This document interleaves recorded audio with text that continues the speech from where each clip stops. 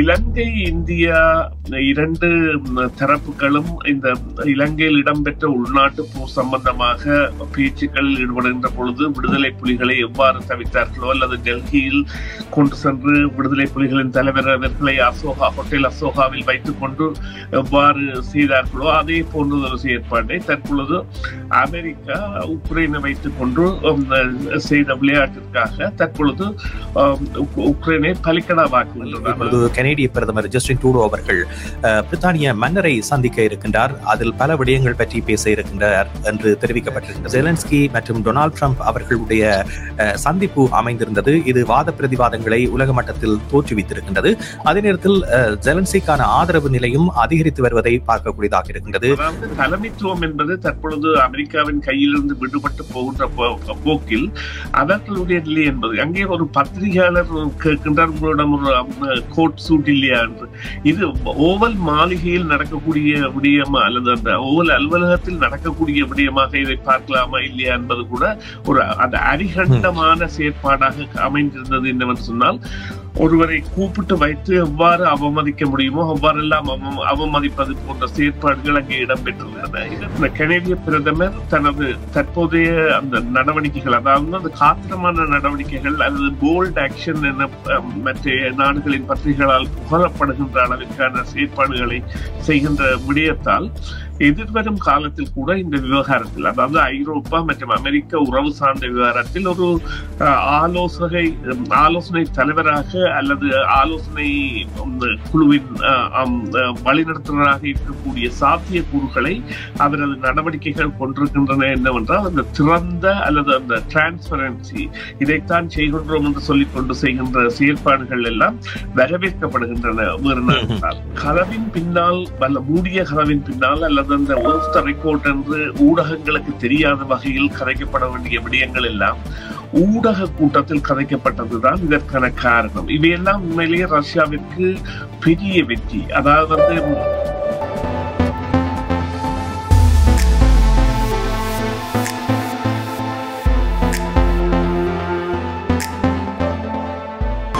FM 103.3 CMR Tamil FM அலைகளில் உங்கள் அனைவரையும் புத்தம்புது காலை நிகழ்ச்சியில் செய்தியின் பின்னணி நிகழ்ச்சியில் சந்திப்பதில் மிக மகிழ்ச்சி அடைகின்றோம். செய்தியின் பின்னணி நிகழ்ச்சியில் இன்றைய நிகழ்ச்சியில் நாங்கள் பல விடயங்கள் பற்றி பேச இருக்கின்றோம். குறிப்பாக நாளைய தினம் கனடாவில் டாரிஃப் வரியை அமெரிக்கா அமுல்படுத்தும் என்று எதிர்பார்க்கப்படுகின்றது. ஆனால் எதிர்பார்த்தது போன்று 25% இந்த வரி இருக்குமா என்ற கேள்வி பொருளாதார வல்லுநர்கள் மத்தியில் எழுந்திருக்கின்றது. அது மட்டுமல்லாமல் இப்பொழுது கனேடிய பிரதமர் ஜஸ்டின் ட்ரூடோ அவர்கள் பிரித்தானிய மன்னரை சந்திக்க இருக்கின்றார். அதில் பல விடயங்கள் பற்றி பேச இருக்கின்றார் என்று தெரிவிக்கப்பட்டிருக்கின்றது. குறிப்பாக ஜஸ்டின் ட்ரூடோ அவர்கள் ஊடகங்களுக்கு வழங்கி இருக்கின்ற செவியில் கனடாவினுடைய சுயாட்சியை தாங்கள் எந்த விதத்திலும் விட்டுக் கொடுப்பதற்கு தயாராக இல்லை என்ற ஒரு அழுத்தம் திருத்தமான பதிலை ஊடகங்களுக்கு வழங்கி இருக்கின்றார். அது மட்டுமல்லாமல் தாங்கள் இந்த விடயத்திற்கு முன்னுரிமை அளித்திருப்பதாகவும் கனேடியர்களும் இதைத்தான் விரும்புவதாகவும் தெரிவித்திருக்கின்றார். இது மட்டுமல்லாமல் கடந்த வாரத்தில் இடம்பெற்ற உலகை எல்லோரும் ஒரு அதிசய கண் கொண்டு பார்த்த விடயமாக ஜெலன்ஸ்கி மற்றும் டொனால்ட் ட்ரம்ப் அவர்களுடைய சந்திப்பு அமைந்திருந்தது. இது வாத பிரதிவாதங்களை உலக மட்டத்தில் தோற்றுவித்திருக்கின்றது. அதே நேரத்தில் ஜெலன்ஸ்கிக்கான ஆதரவு நிலையும் அதிகரித்து வருவதை பார்க்கக்கூடியதாக இருக்கின்றது. பிரித்தானியாவில் இடம்பெறுகின்ற பாதுகாப்பு உச்சி மாநாட்டில் ஐரோப்பிய தலைவர்கள் பலரும் இணைந்திருக்கின்றார்கள். இந்த ஐரோப்பிய தலைவர்கள் கூடுதலான ஆதரவை ஜெலன்ஸ்கிக்கு வழங்கியிருப்பதையும் பார்க்கக்கூடியதாக இருக்கின்றது. ஆனால் இந்த ஆதரவு நிலை என்பது எந்த அளவுக்கு செயல் வடிவம் பெறும் என்பது ஒரு புரியாத புதிராகவே இருக்கிறது. காரணம், ஐரோப்பாவை ஒன்றிணைக்கக்கூடிய சக்தியாக யார் இருக்க போகின்றார்கள் என்ற விடயமும் இங்கே கேள்வியாக முன்வைக்கப்படுகின்றது. இது குறித்த விடயங்களை இன்றைய நிகழ்ச்சியில் பேச இருக்கின்றோம். இப்பொழுது எங்களோடு இணைந்திருக்கின்றார் சுரேஷ். அவரை சந்திப்போம். வணக்கம் சுரேஷ். வணக்கம் ராம். வணக்கம் நேயர்களே. ஆமாம், இன்று பல விடயங்கள் பற்றி பேச இருந்தாலும் முதலில் கடந்த வாரத்தில் இடம்பெற்ற ஜெலன்ஸ்கி மற்றும் அமெரிக்க ஜனாதிபதி டொனால்ட் ட்ரம்ப் அவர்களுக்கு இடையிலான சந்திப்பு பற்றி பேசுவோம். இந்த சந்திப்பு என்பது ஒரு முருகல் நிலையை அடைந்த ஒரு சந்திப்பாக பார்க்கப்பட்டது. அனைவரும் விரும்பாத ஒரு விடயமாகவும் இது இருக்கிறது. இந்த பேச்சுவார்த்தை என்பது முறிவடைவதற்கு முக்கிய காரணம் என்று நீங்கள் யாரை நினைப்பீர்கள்? நிச்சயமாக ஒருவர் வரவேற்கப்பட்டு அல்லது அழைக்கப்பட்டு விருந்தினர் என்ற ஸ்தானத்தில் இருக்கின்ற பொழுது இந்த ராஜதந்திர கடப்பாடுகள் என்பன கடைபிடிக்கப்படுகின்ற வளமையே இந்த அமெரிக்க அதியுச்ச தலைமைப்பிடம் அல்லது வெள்ளை மாளிகையின் அந்த ஓவல் ஆபீஸ் எனப்படுகின்ற இடத்தில் நடைபெறுகின்ற சந்திப்புகள் இதுவரை காலமும் நிலைநாட்டி இருந்தன அல்லது தெரிவித்து வந்தன. ஆனால் அந்த அலுவலகத்தின் மதிப்பு என்பது தற்பொழுது குறைந்து வருகின்றது. அவர்கள் அதனை ஒரு ராஜதந்திர பீடமாக இல்லாமல் சற்றே தங்களை பெருமைப்படுத்துவதற்கான பீடமாக மாற்றி வருவதான காரணம் தான் இதற்குரிய அடிப்படையாக அமைந்திருந்தது. அன்றைய சந்திப்பில் கூட நிச்சயமாக அவர் ஒரு தான் தனது நாட்டின் ஒரு தலைவனாக எதை செய்ய வேண்டுமோ அதை செய்திருந்தார். நிச்சயமாக ஒரு ஆணித்தரமான கதைப்போம் என்றுதான் அவருடைய ஒரு குறிக்கோளாக இருந்தது. ஆனால் இவர்கள் கதைப்பதற்கு தயாராக இல்லாத நிலையில் இருந்தது பொழுதிலும் அங்கே இடம்பெற்ற சம்பவத்திற்கான காரணம் துணை ஜனாதிபதி ஜே.டி. வான்ஸ் அவர்கள் தான். அவர் அந்த எரிகின்ற நெருப்பில் எண்ணெயை ஊற்றியவராக அந்த விடயத்தில் இருந்தார். காரணம் என்னவென்று சொன்னால் அவர் அதில் கேட்டிருந்தார் செலன்ஸ்கி அவர்கள் அமெரிக்காவை நன்றி, அமெரிக்காவிற்கு நன்றி, அமெரிக்காவிற்கு நன்றி என்று தெரிவித்த பொழுதெல்லாம் ஏன் ஜனாதிபதிக்கு ஒரு தடவை நன்றி தெரிவிக்கவில்லை, அவர் தானே இவ்வளவு காரணம் என்றால் டொனால்ட் ட்ரம்ப் என்ன செய்தார் என்றால் ஒன்றுமே செய்யவில்லை. இதே நேரத்தில் ஜே.டி. வான்ஸுக்கு முன்பு பின்பு என்று இந்த உரையாடலை பிரித்தால் அந்த மாற்றம் என்பது அப்படியே கண்கூடாக பார்த்தவர்களுக்கு தெரியக்கூடிய வகையாக மாற்றம் பெற்றிருந்தது என்பதையும் அவதானிக்கக்கூடியதாக இருந்தது.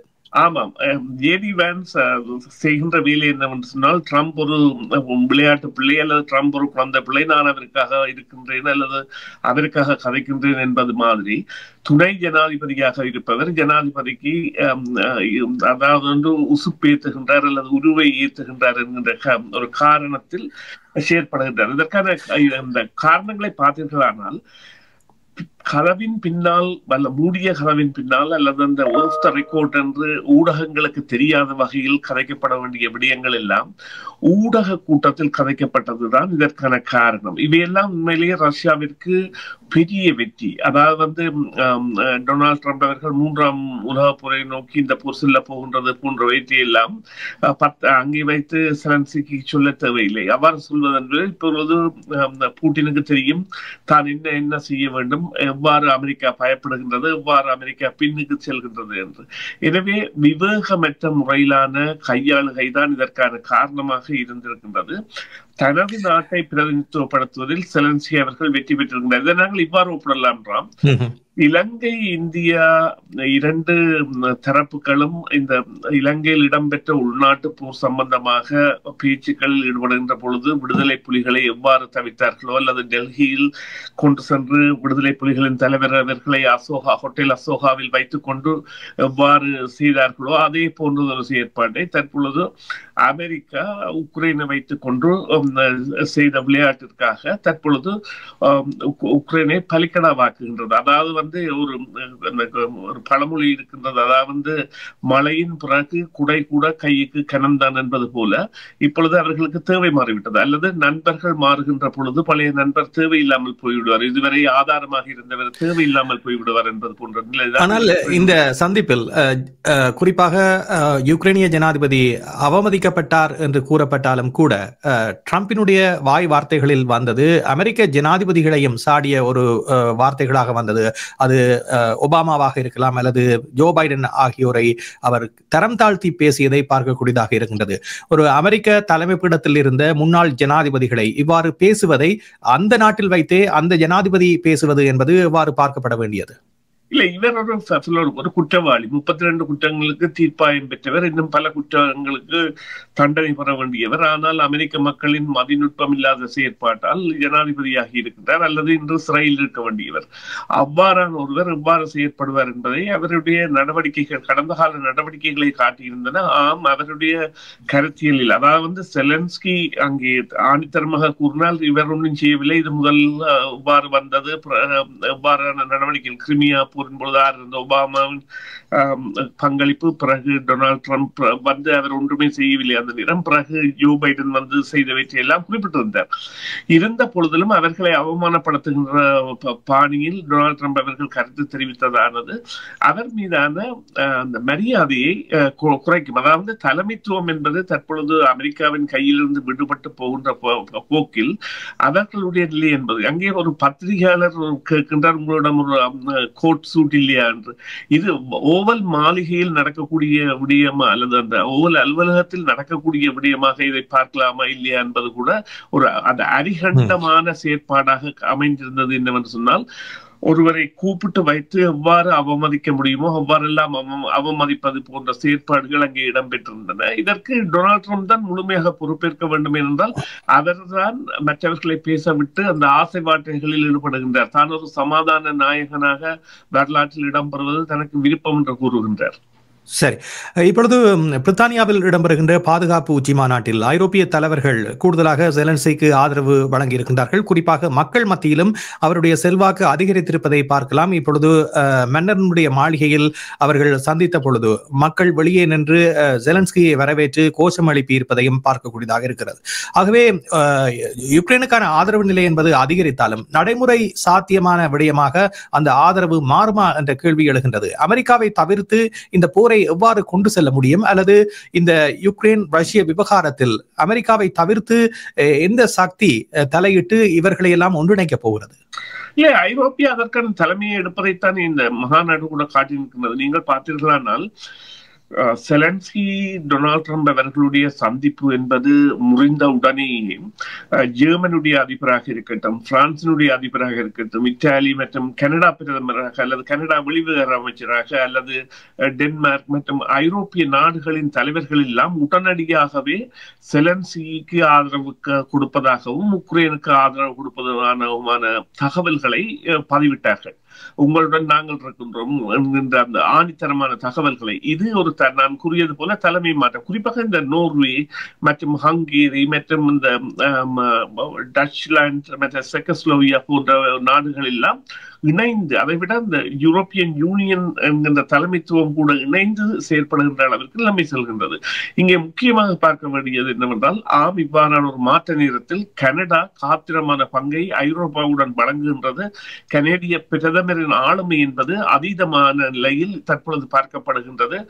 கனடா மிகவும் ஒரு முன்மாதிரியான முடிவை எடுத்து தனது தக்கு நிலையை வைத்திருப்பதற்காகவும் தனது பொருளாதார நிலையை ஐரோப்பாவுடன் சேர்ந்து செல்வதற்காகவும், குறிப்பாக இந்த எரிபொருள், நாங்கள் ஏற்கனவே கதைத்தது போல எரிபொருள் விவகாரத்தில் இணைந்து செயற்படுவதற்காகவும் செல்கின்றது. ஏனென்றால் டொனால்ட் ட்ரம்ப் அவர்களின் அந்த இது விளையாட்டு பேச்சல்ல, பல தடவைகள் அவர் கனடாவை 51வது மாகாணமாக அல்லது மாநிலமாக அறிவிப்பது என்பது மிகவும் அவமதிப்புக்குரியதாகவும் கனடாவின் இறையாண்மையை பாதிப்புக்காகவும் இருக்கின்ற நேரத்தில் ஜஸ்டின் ட்ரூடோ அவர்கள் மேற்கொள்கின்ற நடவடிக்கை என்பது உலக அளவில் பாராட்டப்படுகின்ற ஒன்றாக மாறி. சரி, இப்பொழுது பிரித்தானியாவில் மன்னரை சந்திக்க போகின்றார். கனடாவோடு நேரடி தொடர்புடையவர் மன்னராட்சி என்று பார்க்கின்ற பொழுது மன்னரை சந்திப்பதுதான் முதல் நடைபெற்றிருக்க வேண்டும். ஆனால் மன்னரும் இதுவரை வாய் திறக்காத ஒரு நிலை காணப்படுகிறது. இப்பொழுது இந்த விவகாரம் தொடர்பாக கனேடிய பிரதமர் எடுத்து கூற இருக்கின்றார். மக்களுடைய எதிர்பார்ப்பு என்னவாக இருக்கின்றது, மன்னர் இதுக்கு என்ன விடயங்களை சொல்ல வேண்டும் என்ற விடயங்களும் பரிமாறப்பட இருப்பதாக தெரிவிக்கப்படுகிறது. இந்த மன்னருடைய சந்திப்பு என்பது இந்த விவகாரத்தில் எவ்வளவு முக்கியமானது? மன்னர், அதாவது நாங்கள் ஒரு சுதந்திர நாடு கனடா இருந்த பொழுதும் இந்த அதாவது அரச அமைப்பின் அல்லது அதாவது ராணியாரின் அல்லது இப்பொழுது ராஜாவின் அனுசரணை என்பது சத்திய பிரமாணங்கள் மற்றும் இந்த ராஜதந்திர நிகழ்வுகளுக்கான ஒரு பாவிப்பாகவே இருக்கின்றது. 1953 இருந்து இப்பொழுது அது இன்னும் குறைந்து வருகின்றது. இருந்த பொழுதிலும் அந்த மொனார்கி என்கின்ற அந்த ராஜ கட்டமைப்பின் மரியாதை அல்லது அவர்களுடைய வழிநடத்தலை ஏற்கின்ற ஒரு சுதந்திர நாடாக கனடா இருக்கின்றபடியால் கனடாவின் சுதந்திர முறையாண்மை என்பது கனடாவை பொறுத்ததாகவும் அதனுடைய மக்களை பொறுத்ததாகவும் இருக்கும். ஆனால் இங்கே அந்த அரசர் என்கின்ற ரீதியில் அவர் சொல்லக்கூடிய கருத்து என்பது என்றால் அவர்கள் அந்த அதாவது ஒரு ராஜதந்திர நடவடிக்கைகளுக்கான செயற்பாடுகள் தான் அவர்களுடைய பங்கு இருக்கின்றது, அதிகார ரீதியில் இல்லை. எனவே அவர்களுடைய நிலைப்பாடு என்பது இந்த விடயத்தில் மௌனம் காத்ததாக அல்லது கனடாவின் இறையாண்மைக்கு தாங்கள் ஆதரவு தெரிவிப்பதாக இருக்கும். அவர்களுடைய சந்திப்பு என்பது நடந்து முடிந்து விட்டது. அது குறித்து வெள்ளை மாளிகை மன்னிக்கவும் பக்கிங்ஹாம் மாளிகை படங்களை வெளியிட்டிருந்தாலும் தாங்கள் இதை கதைத்தோம் என்பதை கூறவில்லை. ஆனால் கனடாவானது காத்திரமான நிலையில் நல்ல நிலையில் செல்கின்றது என்பதை காட்டுகிறது. இப்பொழுது எரிபொருள் விடயத்தில் எவ்வாறு ஐரோப்பிய நாடுகளுடன் கனடா செல்கின்றதோ அதே போன்று மிக விரைவில் இந்த அமெரிக்காவிடம் வாங்குவதாக உத்தரவிடப்பட்ட அல்லது வாங்குவதாக ஒப்பந்தம் பேசப்பட்ட F-35 என்கின்ற விமானங்களை கூட அவர்கள் மறுதளித்து ஐரோப்பாவிடமிருந்து வாங்க வேண்டிய தேவைகள் தான் இந்த இவர்களுக்கு அமெரிக்காவிற்கு ஒரு பாடத்தை புகட்டுவதாக அமையும். அவ்வாறான ஒரு செயற்பாட்டுகள் கனடா ஈடுபடும் என்று நம்பலாம். அதே போல இந்த கனேடிய பிரதமர் தனது தற்போதைய அந்த நடவடிக்கைகள், அதாவது அந்த காத்திரமான நடவடிக்கைகள் அல்லது போல்ட் ஆக்ஷன் என மற்ற நாடுகளின் பத்திரிகைகளால் புகழப்படுகின்ற அளவிற்கான செயற்பாடுகளை செய்கின்ற விடயத்தால் எதிர்வரும் காலத்தில் கூட இந்த விவகாரத்தில், அதாவது ஐரோப்பா மற்றும் அமெரிக்க உறவு சார்ந்த விவகாரத்தில் ஒரு ஆலோசனை தலைவராக அல்லது ஆலோசனை குழுவின் வழிநடத்துவராக இருக்கக்கூடிய சாத்திய கூறுகளை அவரது நடவடிக்கைகள் கொண்டிருக்கின்றன. என்னவென்றால் அந்த திறந்த அல்லது அந்த டிரான்ஸ்பரன்சி, இதைத்தான் செய்கின்றோம் என்று சொல்லிக்கொண்டு செய்கின்ற செயற்பாடுகள் எல்லாம் வரவேற்கப்படுகின்றன. வேறு நாள் சரி, நாளைய தினம் வரி விதிக்கப்படுமா அல்லது குறைக்கப்படுமா, என்ன நிலை என்று நீங்கள் நினைக்கின்றீர்கள்? சில பொருட்களுக்கு விதிக்கப்படலாம். ஆனால் இதற்கான காலக்கெடு என்பதை கூறியிருந்தாலும் ஏப்ரல் மாதம் 2ஆம் தேதி வரை தாங்கள் நீடிக்கப் போவதாக, ஆனால் அதற்கான உத்தரவாதம் ஒன்றும் இல்லை. தற்பொழுது செல்கின்ற நிலைகள், அவர்கள் இதற்கு முடிச்சு போட்டிருக்கிறது அது மொட்டை தலைக்கும் முழங்காலுக்கும் முடித்து போட்டது போன்று அந்த ஃபென்டினல் என்கின்ற போதைப் பொருட்கள் கனடாவின் உள்ளாக வருகின்றது. அதனால் தான் கனடா இவ்வாறு வரி விதிக்கின்றோம் என்று. ஆனால் கனடா தற்பொழுது அதனை நிரூபித்து வருகின்றது. இல்லை நீங்கள் கூறுவது தவறு, எங்களுடைய நாட்டுக்கால் அவ்வளவு வரவில்லை என்று. எனவே இது நிச்சயமாக இறுதி நேரத்தில் சில வேளைகளில் கால நீடிப்புக்கு ஈடுபடுத்தப்படலாம் அல்லது 1-2 பொருட்களுக்கு நாளை வரி விதிக்கப்பட்டு மிகுதி பொருட்கள் படிப்படியாக வரி விதிக்கக்கூடிய தன்மையை அடையக்கூடியதாக இருக்கும். அமெரிக்காவின் பொருளாதார வல்லுநர்கள் கனடாவிற்கு வரி விதிக்கின்ற பொழுது அமெரிக்கா மிகவும் பாதிப்பை ஒரு நாடாக மாறும் என்பதை தெரிவித்திருக்கின்றார்கள். அதை ட்ரம்ப் நிர்வாகம் கவனத்தில் கொண்டிருக்கும் என நாங்கள் நம்பலாம். நன்றி, பொறுத்திருந்து பார்ப்போம். மீண்டும் நாங்கள் விரிவாக மற்றொரு பொழுதிலே பேசுவோம். CMR யூடியூப் சேனலில் இணைந்திருக்கும் நேர்கள் அனைவருக்கும் எமது நன்றி. காமெண்ட்ஸ் பகுதியில் உங்கள் கருத்துக்களை தெரிவிக்க தவறாதீர்கள். முக்கிய செய்திகள், காணொளி தொகுப்புகள், நேர்காணல் என பலதரப்பட்ட அம்சங்களையும் உங்களுக்காக தருகின்றது CMR யூடியூப் சேனல்.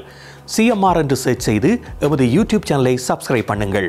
உங்கள் உற்றார் உறவினர் நண்பர்களோடும் இந்த காணொளி தொகுப்புகளை பகிர்ந்து கொள்ளுங்கள். அருகில் இருக்கின்ற முக்கிய காணொளி தொகுப்புகளையும் தவறவிடாமல் பாருங்கள்.